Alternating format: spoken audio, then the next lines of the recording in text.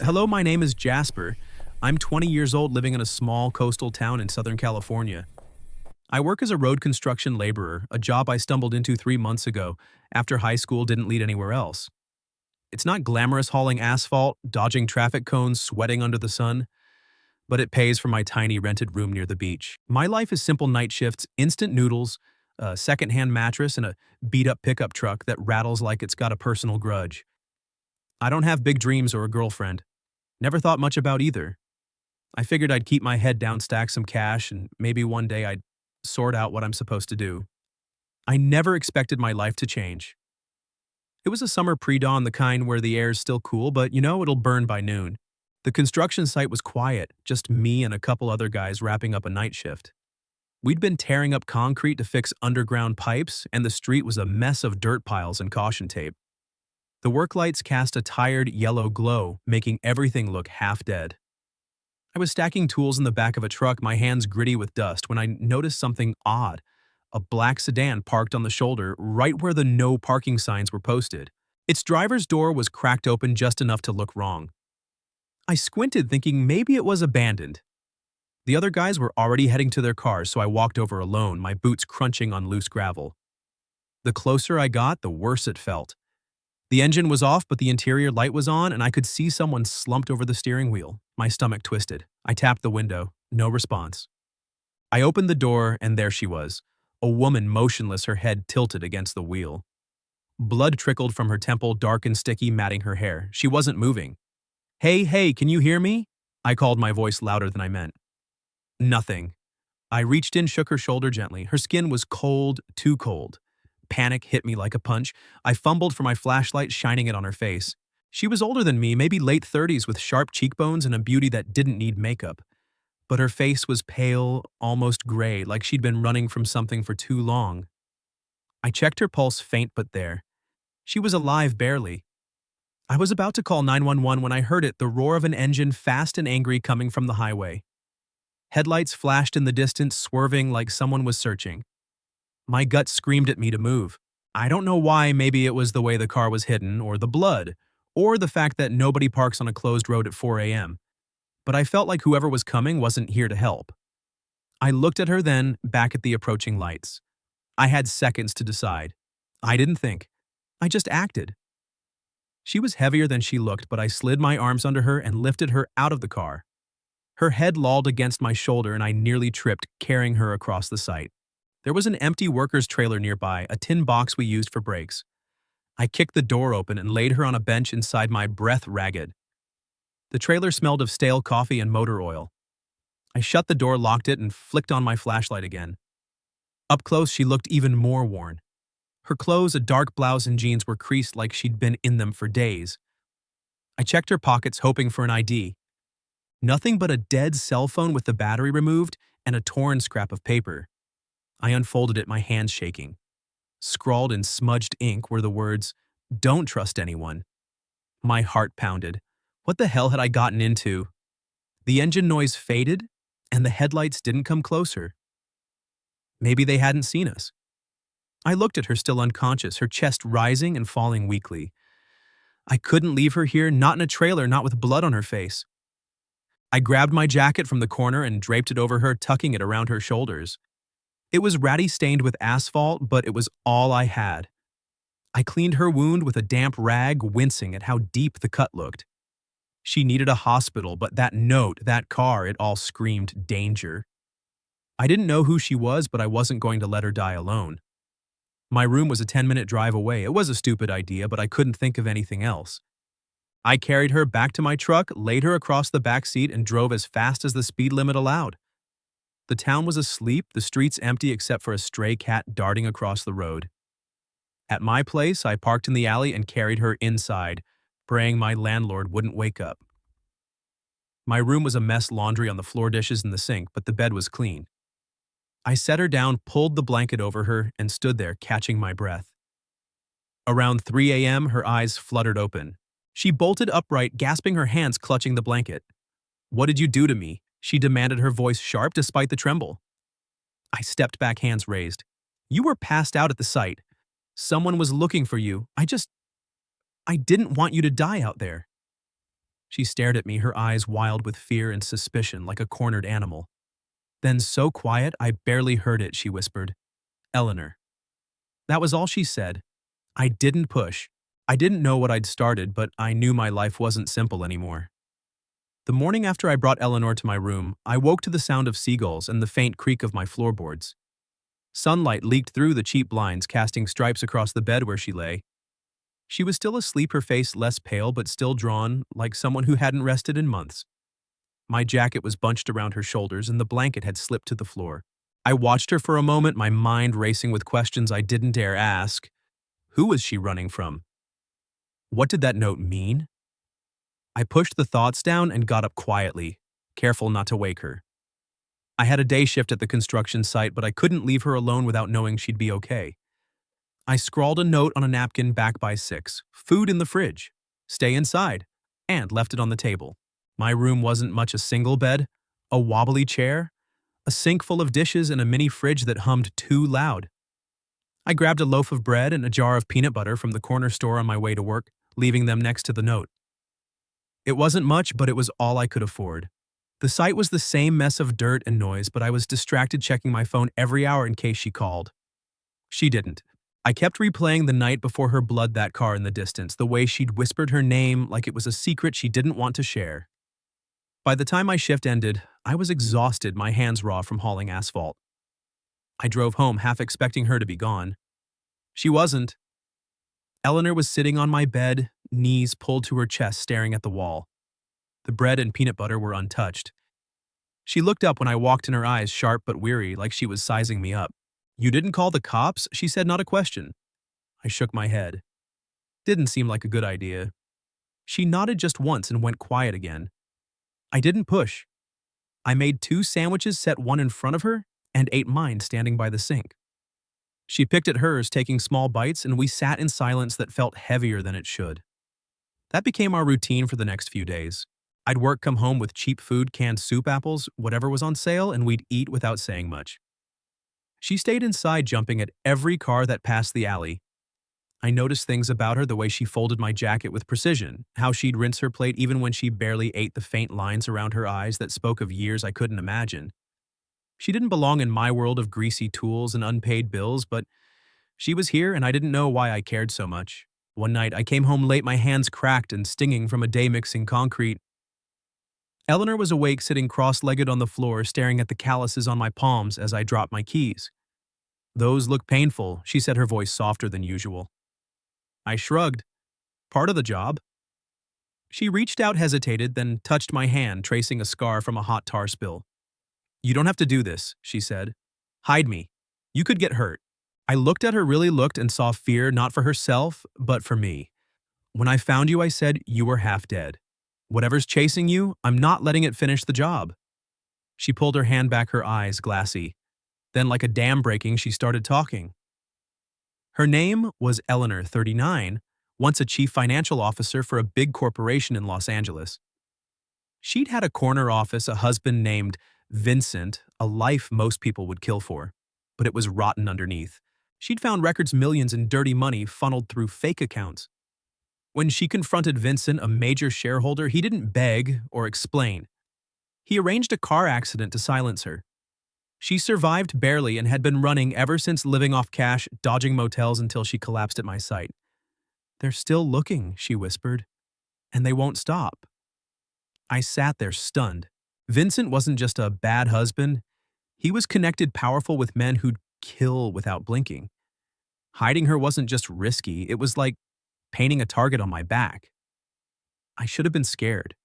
I should have told her to leave. But I looked at her curled up in my room, her hands trembling, and I couldn't. "You're safe here," I said, not sure if I believed it. She shook her head.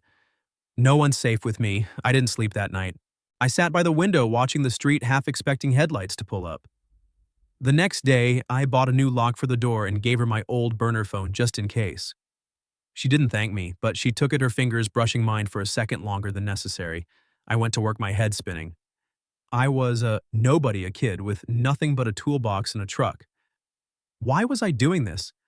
But every time I thought of her alone, bleeding in that car, I knew I couldn't walk away. The days after Eleanor told me her story blurred into a strange rhythm. My room, once just a place to crash, became a hideout. I'd leave for the construction site at dawn, my hands still sore from the day before, and come back at dusk with whatever food I could scrape together: canned beans, day-old bread, sometimes a bruised apple from the market's discount bin. Eleanor stayed inside her presence, filling the small space like a shadow that didn't quite fit. She'd tidied the room while I was gone, folding my clothes or wiping down the counter, but she never touched my tools or the stack of unpaid bills by the door. It was like she wanted to leave no trace even here. We didn't talk much at first. She'd eat the food I brought, her movements careful, like she was afraid to owe me more than she already did. But little by little, we settled into each other's orbit. I fixed the old table fan that rattled like a dying engine, setting it by her side of the bed to keep her cool. She started cooking when she felt strong enough, simple things like scrambled eggs or pasta with no sauce. But it was the first time my place smelled like a home. I'd catch myself watching her chopping an onion with surgical precision or brushing her hair back when she thought I wasn't looking. She was 39, 19 years older than me, but it wasn't her age that kept me staring. It was the way she carried herself, like someone who'd been broken but refused to stay that way. She kept her distance, though. If my hand brushed hers when I passed her a plate, she'd pull back her eyes, flicking away. If I sat too close on the couch, a sagging thrift store relic, she'd shift, leaving an invisible wall between us. I told myself it was fine. She was scared, hunted, and I was just a kid who dragged her out of a wrecked car. But the truth was, I felt something growing, something I didn't have a name for. It wasn't just wanting to protect her. It was wanting her to stay, not because she had to, but because she chose to. One night, the power cut out, plunging the room into darkness. The town's grid was old and outages were common, but it still made my heart race. I lit a couple of candles, their flickering light dancing across Eleanor's face as she sat on the floor, her back against the wall. She looked smaller somehow, her knees drawn up, her hands clasped tight. "You okay?" I asked, setting a candle on the table. She nodded, but her eyes were distant, like she was somewhere else. I sat across from her, the silence thick with things neither of us knew how to say. "I don't get it." I said the words slipping out before I could stop them. "Why you trust me? I'm nobody. I could have turned you in." She looked at me, really looked, and for the first time I saw something softer in her gaze. "You're not nobody," she said. "You're the only one who didn't walk away." My chest tightened. I wanted to tell her how much that meant, but instead I blurted, "I know I'm young, but I don't want to lose you." The air froze. Eleanor's eyes widened, her lips parting like she'd been slapped. She stood, her shadow swaying in the candlelight. "You don't know what you're saying," she said, her voice trembling. "I'm dangerous, Jasper. My past is a mess, lies money men who'd kill without blinking. You're standing in front of someone who could ruin you." I stood too, my hands clenched. "Then why do I feel like I'd rather die than let you face that alone?" She stared at me, tears spilling down her cheeks. I stepped closer, not touching her, just close enough to feel the heat of her breath. "I'm not asking for forever," I said. "I just want you to know I'm here." She shook her head, but she didn't move away. We stood there, the candles burning low, until she sank back to the floor, her sobs quiet but raw.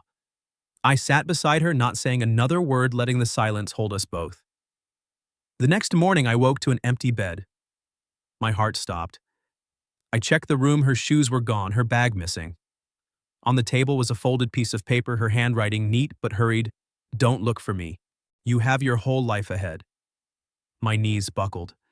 I clutched the note, my mind racing. She'd left to protect me, I knew that, but it didn't make it hurt less. I thought of her out there alone, running from men who wanted her dead. I remembered her mentioning a warehouse by the old port, a place she'd mumbled about in her sleep. I didn't know if it was a clue or a dead end, but I couldn't sit still. I grabbed my keys, my hands shaking. I wasn't letting her go, not like this. The note Eleanor left was crumpled in my pocket, its words burned into my head, "Don't look for me." But I couldn't stop. 2 weeks had passed since she vanished from my room, and every day felt like a weight pressing harder on my chest. I went through the motions at the construction site, hauling dirt, dodging foremen, but my mind was elsewhere, replaying her voice, her tears, the way she'd looked at me under the candlelight. I wasn't a hero. I was just a 20-year-old kid with a beat-up truck and a gut feeling that she was in trouble. I had to find her. Then I saw it on the evening news, flickering on the bar TV where I grabbed a soda after work. A woman's face, blurry but unmistakable Eleanor being led to a police car in handcuffs. The anchor's voice droned suspect in a major financial fraud case has surrendered. I froze, the bottle slipping in my hand. Surrendered. That wasn't her. She'd fought too hard to stay hidden. Something was wrong. I remembered her mumbling about an old port warehouse in her sleep, a place she'd mentioned, like it was a ghost haunting her. It was all I had to go on. That night I drove to the port an hour from town. The warehouse district was a maze of rusting metal and abandoned cranes lit only by flickering streetlights. My truck's headlights cut through the dark as I parked behind a stack of shipping containers. My heart pounded, but I moved quietly, sticking to shadows. I didn't know what I was looking for, Eleanor, or clue anything, but I couldn't turn back. The air smelled of salt and diesel, and the distant hum of the ocean mixed with my ragged breathing. I found the warehouse a hulking shell with broken windows. Light spilled from a crack in the side door. I crept closer, peering through. Inside, Eleanor sat on a metal chair, her wrists bound, her face bruised but defiant. A man stood over her, Vincent, I assumed tall, slick, in a tailored suit, his voice cold as he slid a document across the table. "Sign it," he said. "Admit you cooked the books and you walk away." She spat at his feet. "You'll kill me either way." 3 other men stood nearby, one holding a gun, their faces hard like they'd done this before. My stomach churned. This wasn't just about money, it was about silencing her for good. I fumbled for my phone, but the signal was dead. I couldn't call for help. I scanned the room, spotting a fire alarm on the wall outside. If I could trigger it, maybe it'd draw attention. But before I could move, Vincent slapped the table. "Last chance, Eleanor," she glared at him, her voice steady. "Go to hell." I couldn't wait. I grabbed a loose pipe from the ground, my hands slick with sweat, and burst through the door shouting, "Leave her alone." It was stupid, reckless, but it worked for a second. Vincent's men turned startled, and I swung the pipe, catching one in the arm. He cursed, dropping his gun. But the others were faster. A fist slammed into my gut, and I hit the ground, the pipe clattering away. Vincent laughed, a sharp, ugly sound. "Who's this, your knight in shining armor?" Eleanor's eyes met mine, wide with horror. "Jasper." "No," she screamed. I tried to stand, but a boot pressed into my back, pinning me down. Vincent crouched beside me, his breath hot on my face. "You picked the wrong fight, kid." He nodded to the man with the gun, who raised it toward Eleanor. Time slowed. I saw her flinch, her lips parting, and something snapped inside me. I lunged, breaking free, and threw myself in front of her, just as the gun fired. Pain exploded in my shoulder, hot and blinding. I collapsed, blood soaking my shirt, the world tilting. Eleanor's scream cut through the haze.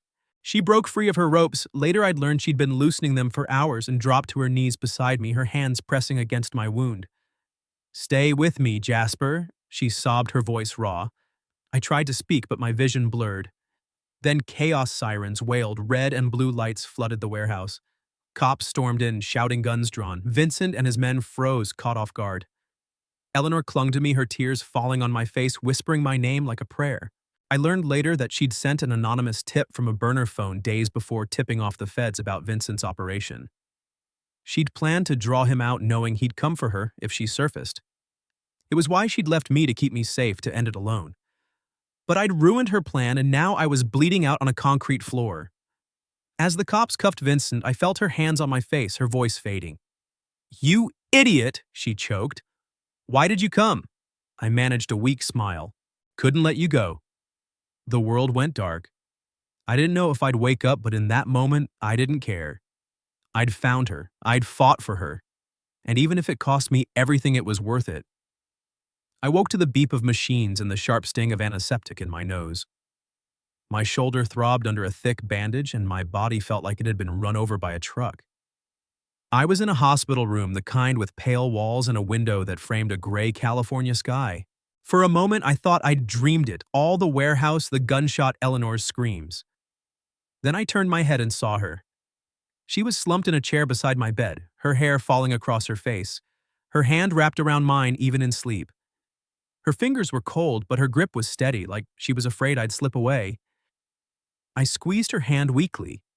Her eyes fluttered open, and when she saw me, she exhaled a sound that was half sob. half relief. "You're awake," she whispered, her voice rough.